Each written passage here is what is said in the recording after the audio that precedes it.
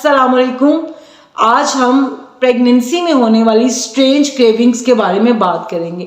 Pregnancy में strange things की cravings होती हैं, जिसमें पेशेंट्स कभी मट्टी खाने की ख्वाहिश करता है, कभी पेपर खाने की ख्वाहिश करता है, कभी रबड़ खाने की ख्वाहिश करता है, कभी ऐश खाने की ख्वाहिश करता है।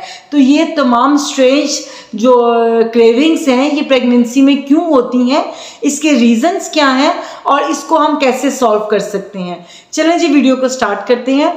फर्स्ट ऑफ ऑल, जब भी कोई भी इंसान को खुशखबरी मिलती है कि वो प्रेग्नेंट है, तो फर्स्ट ट्राइमेस्टर में उसकी बॉडी के अंदर चेंजेस आना शुरू हो। पहले रीजंस देख लेते हैं कि इसकी रीजंस क्या हैं। प्रेगनेंसी में होता है क्या है कि आपका हार्मोन्स जो हैं वो इम्बैलेंस होते हैं। जैसे ही आप प्रेग्नेंट होते हैं, आपके बॉडी के अंदर हार्मोनल चेंजेस होने लगते हैं। उस हार्मोनल चेंजिंग की वजह से डिफरेंट टाइप ऑफ फूड्स खाने की आपको डिज़ायर्स होने लगती। उसके बाद आपके हार्मोन्स बैलेंस होने के साथ आपका फिजिकल चेंज होना शुरू होता है।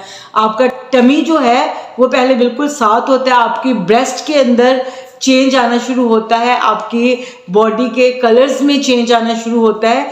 उसके बाद जो इसका नेक्स्ट रीज़न है वो न्यूट्रिशनल डेफिशिएंसी है।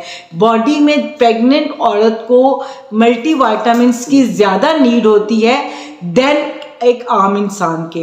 तो वो प्रेगनेंसी में उतने अगर विटामिन्स का इंटेक ना किया जाए तो ऐसी क्रेविंग्स देखने को आती हैं। 1580 में इस बात को ऑब्जर्व किया गया कि प्रेगनेंसी जैसे ही होती है तो फीमेल में डिफरेंट टाइप की क्रेविंग्स होती हैं, लेकिन परसेंट फीमेल के अंदर डिफरेंट टाइप की चीज़ें खाने की क्रेविंग पाई जाती है।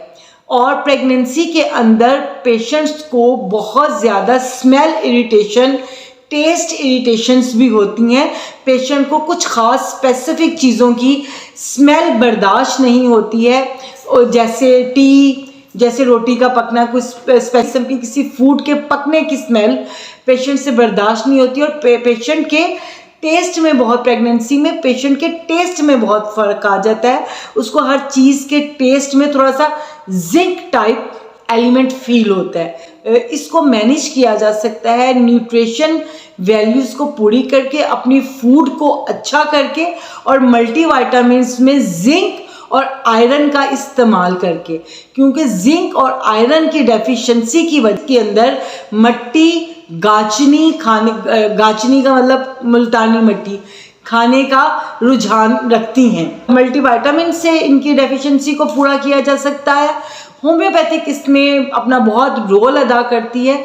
होम्योपैथिक को अकॉर्डिंग टू माइंड सिम्टम्स कोई भी मेडिसिन दी जा सकती है। कॉल्चिकम दी जा सकती है। कॉल्चिकम नोजिया फीलिंग्स को ठीक करती है। इपिको की दी जा सकती है, जिसमें मुसलसल मतली पाई जाती है। दूध पीने के बाद वॉमिट आ जाए तो एथ्यूज़ा दी जा सकती है।